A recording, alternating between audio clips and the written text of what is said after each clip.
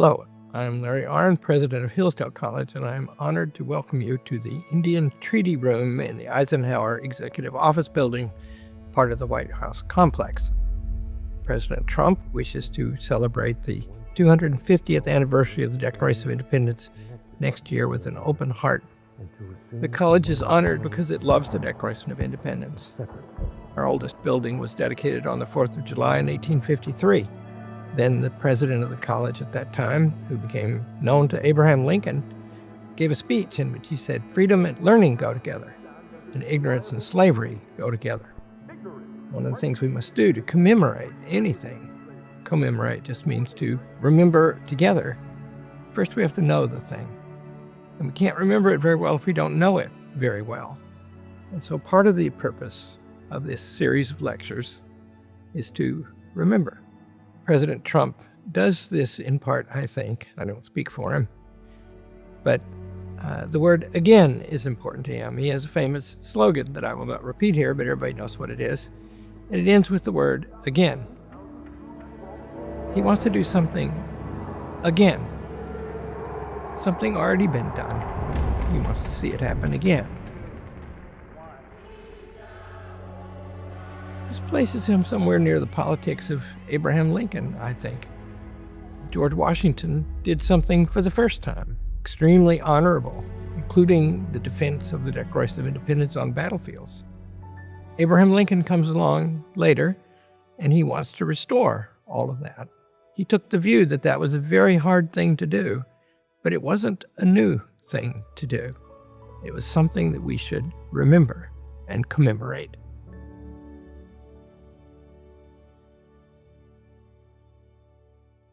In introducing this series, I want to begin by encouraging you to read the Declaration of Independence. It's just over 1,300 words long. It is one of the most consequential and beautiful political documents in all of history. You should read it again and again. You should memorize the beginning of it. It's very beautiful. It is grand and eternal and eloquent, and it proclaims the rights of us all. It begins universally. When in the course, that means anytime. One people, that means any people. It refers to the laws of nature and of nature's God. Those would be eternal laws, laws that we don't make, laws that are ever and forever. The terms the Declaration of Independence means that it's true now if it was true then. And it means that if it's not true now, it was not true then. It excludes any idea of a change in the fundamental conditions. Absorb that and then go on to the next section. The next section raises some claims against the King of England that justify our revolution. The particular claim is that he has violated his rightful powers by invading the authority of the legislature, which indicates separation of powers would be right, and that he has interfered with representation, our ability to elect our government, which means consent of the governed has been interfered with, and he's interfered with the judicial branch.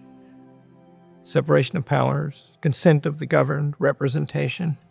Those things are the very structure of the Constitution of the United States, later made to defend the principles and institutionalize the principles of the Declaration of Independence, according at least to those who wrote it, and to later the very great Abraham Lincoln.